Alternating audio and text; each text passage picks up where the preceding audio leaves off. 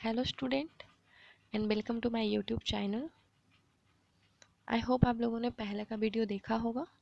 आज हम लोग 3 मार्च शिफ्ट 3 के एसएससी सीजीएल 2019 के जो भी क्वेश्चन थे उसे करेंगे। पहला है हमारा select the most appropriate meaning of the given idiom. Idiom का हमें मीनिंग बताना है। Blow one sound trumpet. Blow one sound trumpet का मतलब होता है अपनी तारीफ करना। Praise one self. Blow one sound trumpet. Trumpet का मतलब होता है वो ढोल बजाना, मतलब इट मीन्स अपने ही बारे में तारीफ करना। Praise one self. नेक्स्ट है हमारा select the incorrectly spelled word. जो इनकरेक्टली स्पेल्ड किया हुआ है, जो गलत है इसमें, वो बताना है। तो गलत है हमारा क्या? पार्टनर। पार्टनर का स्पेलिंग होता है PARTNER, पार्टनर। नेक्स्ट हमारा PTS, परस्यू और पायर्स। ये सारे करेक्ट है, ये थे हमारे इनकरेक्ट पार्टनर। नेक्स्ट है, इसमें भी हमें इनकरेक्टली वर्ड बताना है। इसमें हमारा है नॉइसेंस, नेसेसरी, नेग्लिजिबल और निगोशिएट। इसमें हमारा इनकरेक्टली वर्ड यह है निगोशिएट। निगोशिएट का स्पेलिंग होता है NEGOTIAT, निगोशिएट। नेक्स्ट जो सेंटेंस है उसमें हमें ग्रामेटिकल ईरर, इसमें ईरर कहाँ है हमें ये बताना है। Deepa walk down the road slowly without looking anybody. Deepa slowly मतलब रोड पे जा रही थी और उसने क्या किया, बिना किसी को देखे हुए, इधर उधर देखे हुए वो जा रही थी।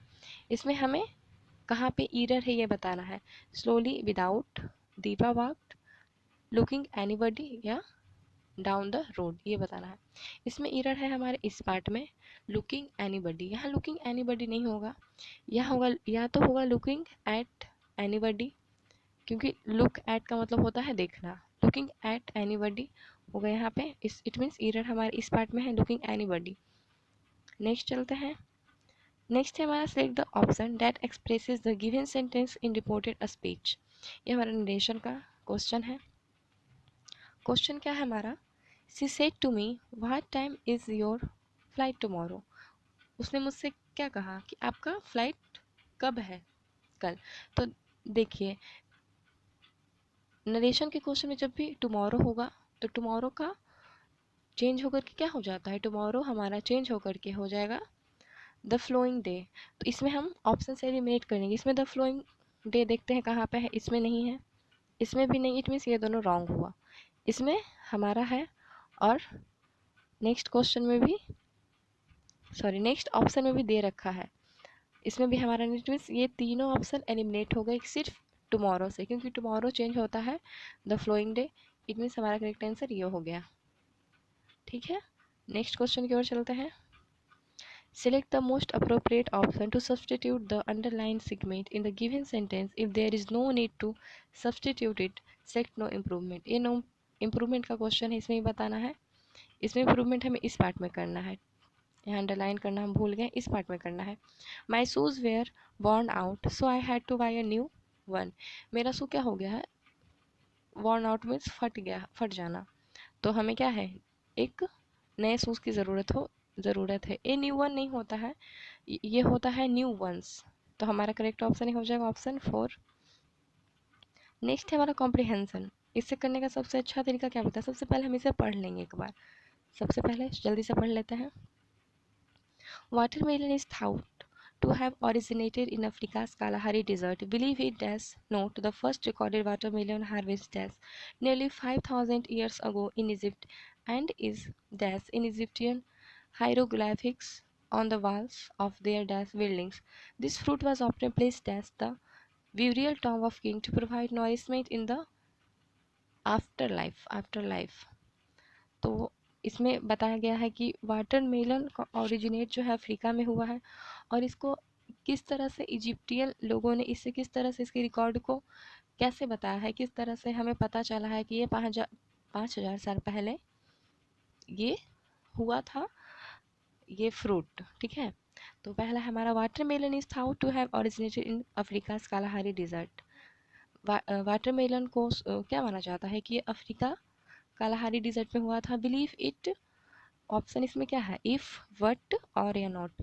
तो ये हमारा एक फ्रेज है, बिलीव इट और नॉट। इट मीन्स मानो या ना मानो, बिलीव इट और नोट, मानो या ना मानो, the first recorded watermelon harvest, जो फर्स्ट वाटरमेलन का हार्वेस्ट हुआ था वो क्या था, कंटेंट, अकर्ड, प्रोड्यूस्ड या डिस्कवर।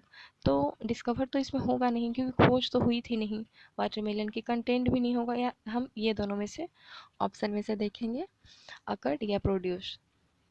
तो यहाँ पे the first recorded watermelon harvest, जो फर्स्ट रिकॉर्डेड वाटरमेलन था जो हुआ था, यहाँ पे हुआ था उसके सेंस में हम यहाँ पे करेंगे अकर्ड। ऑप्शन 2 में हम, जो फिलर 2 में है उसमें अकर्ड होगा, फर्स्ट में और था, सेकेंड में अकर्ड। नेक्स्ट पढ़ते हैं, nearly 5,000 years ago in Egypt and is dash in Egyptian hieroglyphics। hieroglyphics का मतलब होता है hieroglyphics वो जो पिक्चर के थ्रू बताते हैं ना किसी चीज़ को, उसे हम कहते हैं हायरोग्लाइफिक्स। इट मीन्स चित्रलेखन, चित्रलेखन मीन्स हायरोग्राफिक्स। तो ये क्या था, हमारा फिलर था nearly 5,000 years ago in Egypt and is dash. इसके ऑप्शन क्या है, डाइवर्टेड, डिपिक्टेड, डिस्ट्रीब्यूटेड और डायरेक्टेड।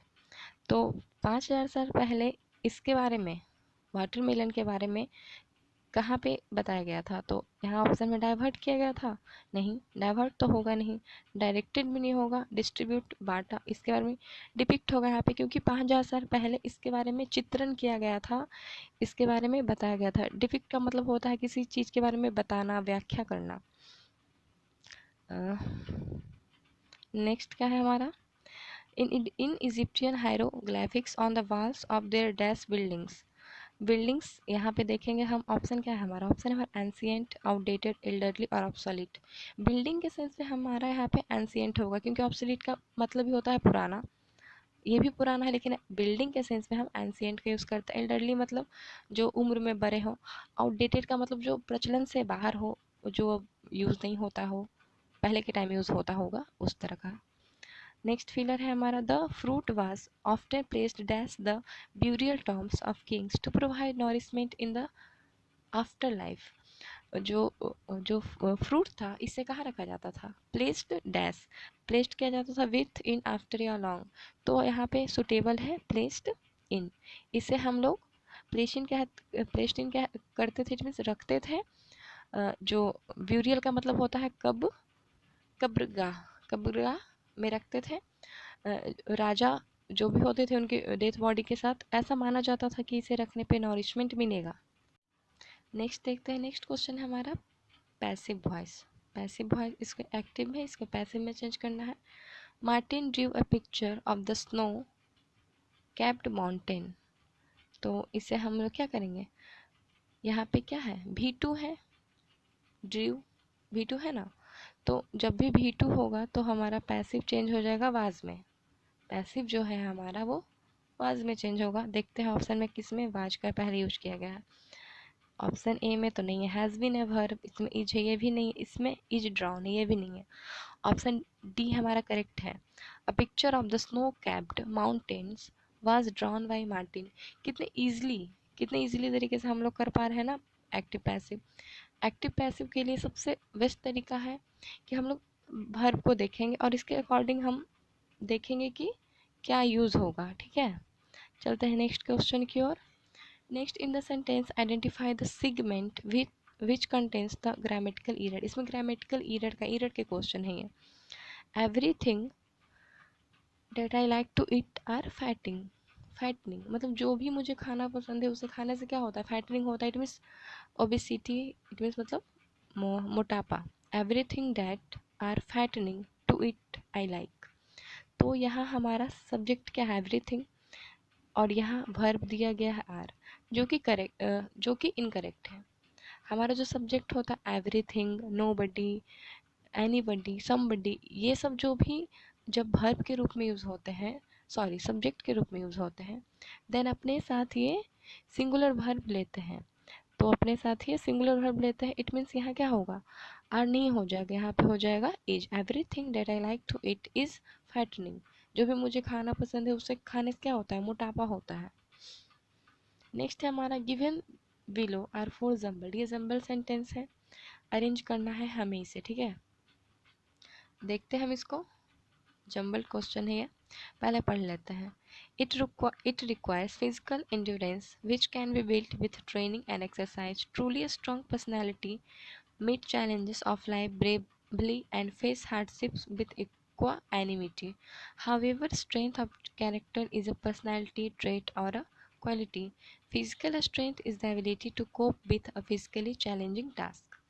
तो हमारा जो है सी से तो स्टार्ट होगा नहीं, तो ऑप्शन सी से जो भी स्टार्ट हो रहे हैं ये वाला ऑप्शन है जो ये तो पहले एलिमिनेट हो गया। अब हम देखेंगे डी और बी से, डी और बी से कौन सा हमारा स्टार्ट होता है। पहले हम डी को देखते हैं। Physical strength is the ability to cope with a physically challenging task. मतलब किसी भी फिजिकली चैलेंजिंग टास्क को करने के लिए हमें क्या होना चाहिए, फिजिकली स्ट्रांग होना चाहिए। कोप विथ का मतलब क्या होता है, कोप विथ का मतलब होता है टोलरेट करना। मतलब हमें एबिलिटी होनी चाहिए कोई फिजिकल काम करने के लिए, उसे टोलरेट करने के लिए क्या होनी चाहिए, हमें फिजिकली स्ट्रेंथ होना चाहिए। डी तो हमारा होगा ही पहले। उसके बाद देखते हैं हाउएवर, उसके बाद देखते हैं A, it requires physical endurance which can be built with training and exercise.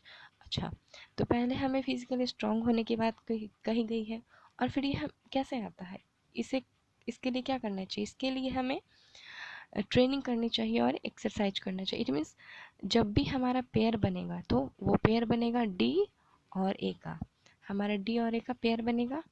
देखते हैं डी और ए का पेयर कहाँ है, ये सिर्फ और सिर्फ हमारे ऑप्शन बी में है, डी ए और सी बी। इट मीन्स हमें अब ज़्यादा कुछ पढ़ने की ज़रूरत है ना ही देखने की, क्योंकि ये पेयर बन गया। हमारा option D A C B ये करेक्ट है। चलते हैं नेक्स्ट क्वेश्चन की ओर। Select the most appropriate one word substitution for the given group of words. इसमें हमें OWS बताना है। A person very reserved in a speech. Reserved का मतलब जो बहुत ही कम बोलता हो, उसे हम कहते हैं reticent. Reticent जो बहुत ही कम बोलता हो। Confident का मतलब होता है आत्मविश्वास। Adamant का मतलब होता है जिद्दी।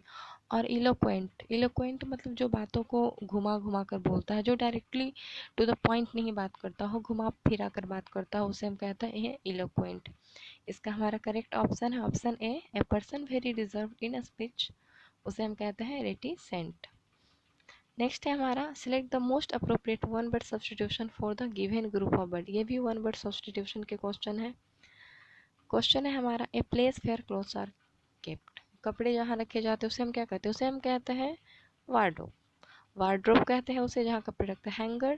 हैंगर जहाँ एरोप्लेन और एयरक्राफ्ट रखा जाता है ना, उसे हम हैंगर कहते हैं। शाफ्ट वो जिसमें तलवार रखते हैं, उसे हम लोग शाफ्ट कहते हैं। और कॉफिन जिसमें उस बॉक्स को कहते हैं ना जिसमें डेड बॉडीज को रखा जाता है, उस बॉक्स को हम कॉफिन कहते हैं। नेक्स्ट है हमारा select the most appropriate synonyms of the, ये सिनोनिम्स से बताना। इम्प्लोर का मतलब होता है मतलब विनती करना, याचना करना। प्लीड, इम्प्लोर का हो जाएगा हमारा प्लीड। रिफ्यूज़ का मतलब तो पता ही है, मना करना। रिफ्यूज़ मतलब से नो। कमांड का मतलब कमांड करना, किसी पे कमांड करना। ऑनर का मतलब होता है रिस्पेक्ट। नेक्स्ट देखते हैं नेक्स्ट क्या है। नेक्स्ट है हमारा select the most appropriate antonyms of the given word. इसमें एंटोनिम बताना है। एंटोनिम्स मतलब जो इसके अपोजिट वर्ड है। विजिलेंट का मतलब होता है सतर्क।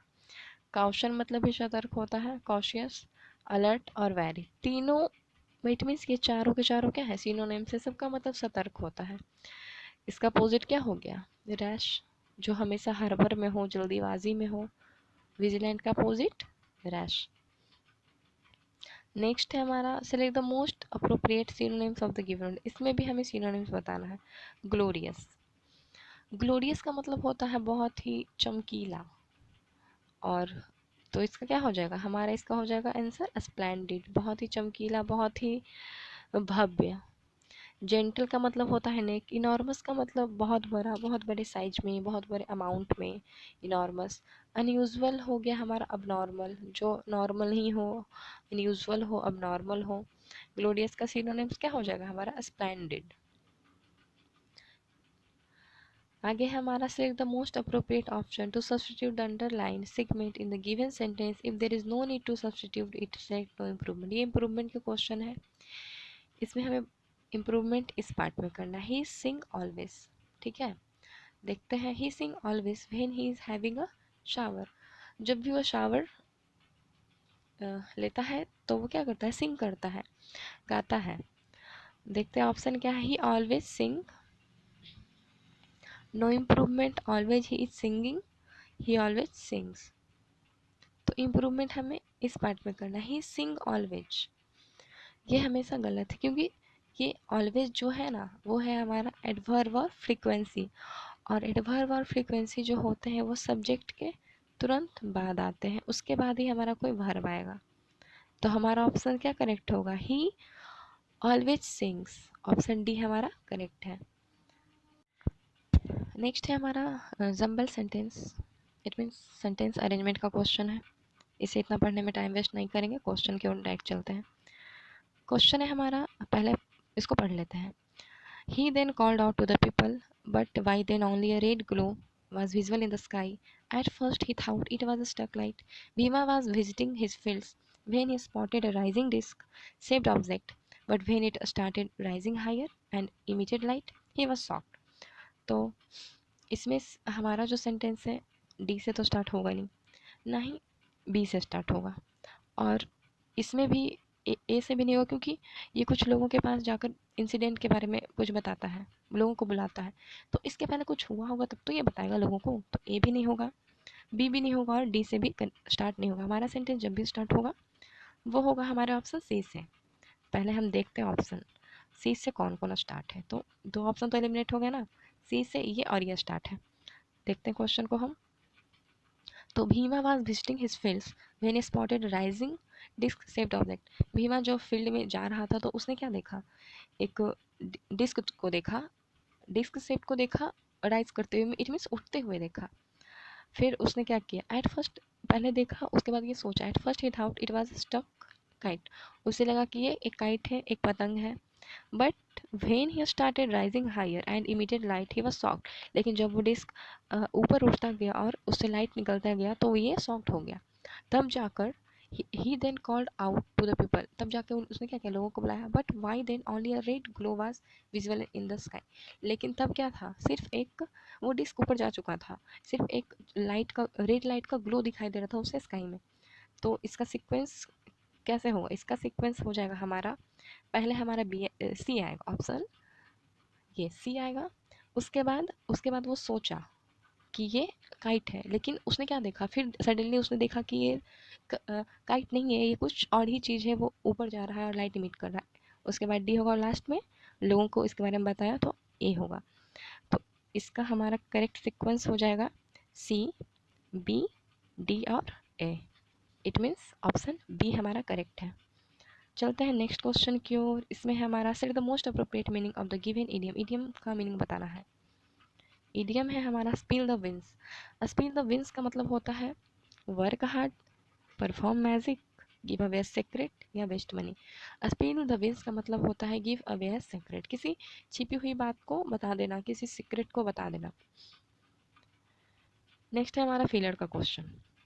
The government has warned the traders not to dash onion. Onion को क्या कहा है गवर्नमेंट ने, वार्न किया है इसे होल्ड करने से, ग्रोस करने से, बुल्क करने से और कंबाइन करने से। तो होल्ड होगा यहाँ पे। होल्ड का मतलब क्या होता है, किसी चीज़ को ज़्यादा मात्रा में जमा करना, ये हमारा होल्ड होता है। बल्क का मतलब होता है और अधिक मात्रा में, और कंबाइन का मतलब होता है जोड़ना, कंबाइन का मतलब होता है जोड़ना। नेक्स्ट और लास्ट है हमारा क्वेश्चन, ये question number 25। Select the most appropriate antonyms of the given word. इसका एंटोनिम बताना है। फ्लेक्सिबल, फ्लेक्सिबल का मतलब होता है प्लाइएबल, इट मीन्स लचीला। स्टील का मतलब होता है बचा हुआ। स्टिफ का मतलब होता है हार्ड। फ्लेक्सिबल का अपोजिट हमारा क्या हो जाएगा, स्टिफ। सॉफ्ट का मतलब, और सपल, दोनों का मतलब होता है मुलायम, कोमल। आज का ये था पूरा हमारा 3 मार्च, और 3 मार्च के थर्ड शिफ्ट के क्वेश्चन था। का एक क्वेश्चन था जो हम लोगों ने पूरा किया आज। नेक्स्ट वीडियो में हम लोग देखते हैं 4 मार्च के क्वेश्चन, और वो भी शिफ्ट फर्स्ट के क्वेश्चन।